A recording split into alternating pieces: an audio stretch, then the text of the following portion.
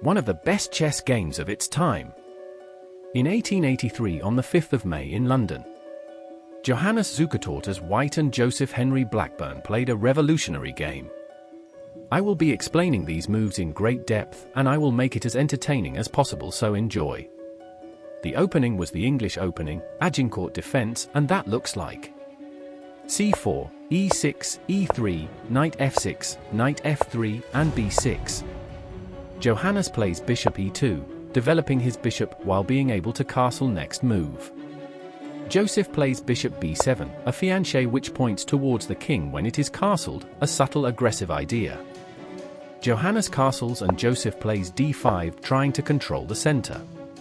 Johannes plays d4, controlling the center while giving the bishop on c1 room to develop towards his king side. Joseph plays bishop d6, developing the bishop while being able to castle next move. Johannes plays knight c3 and Joseph castles. Now Johannes plays b3, further supporting the c4 pawn and allowing the bishop on c1 to fianchet to b2. Joseph plays knight b to d7, developing a minor piece that protects the knight on f6, and Johannes fianchettos the bishop. But now black plays queen e7, and this is an inaccuracy because a6 is better, stopping white from playing knight b5, infiltrating black's position. Johannes took the opportunity and played knight b5. Now Joseph tries to infiltrate white's position and played knight e4, but this is an inaccuracy because white can take the bishop on d6 with the knight, and when it is recaptured with the pawn, white can take d5 with the pawn on c4 and force black to have double isolated pawns. But Johannes didn't take the pawn on d5, but instead played knight to d2, an inaccuracy as he missed the tactic of isolating Joseph's pawns, but this move is okay as it opens up his bishop while trying to get rid of the knight. On e4 with the trade of knights. But Joseph doesn't trade the knight, but plays knight d to f6, supporting his knight on e4 if white takes. But Johannes doesn't take the knight at all but plays f3, booting it out or trading the knights. Joseph trades the knights and plays d takes c4, and Johannes recaptures. Joseph plays d5, booting out the bishop, and Johannes plays d3. Joseph plays rook f to c8, controlling the c-file, and Johannes plays rook a to e1, preparing to push his pawns and create an attack on the king. Joseph plays rook c7, trying to double his rooks by playing rook a to c8 next move, but this is an inaccuracy because Johannes can start his attack. Johannes starts by playing e4, and Joseph, fixated on his plan, plays rook a to c8, but Johannes plays e5, attacking the knight on f6, so Joseph moves their knight to e8. White plays f4, trying to continue the attack, and black plays g6, the best move.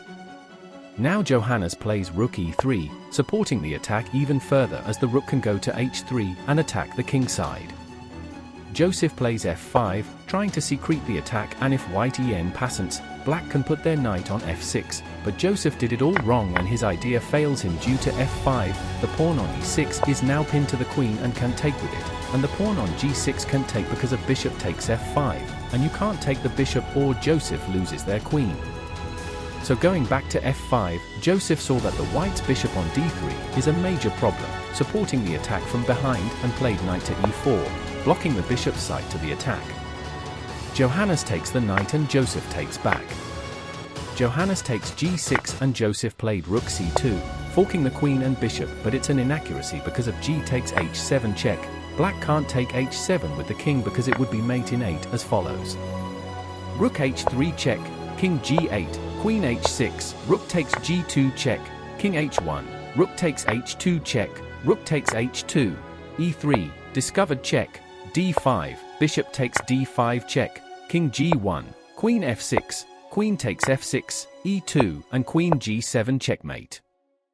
So going back all the way to pawn takes h7 check, we now know that you can't take the pawn with the king, but what about the queen? Well, like before, it is still inevitably a mate in 8 as follows.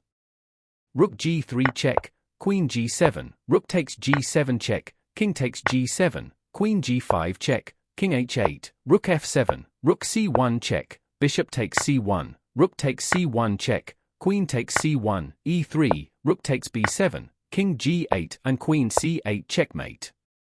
So going back to pawn takes h7 check, we now know that you can't take the pawn with either the king or queen, so Joseph played king to h8 and Johannes played the great move, d5 discovered check, and black secretes the center with e5, blocking the check, but Johannes calculated this, and now you are about to witness such brutal play in this position.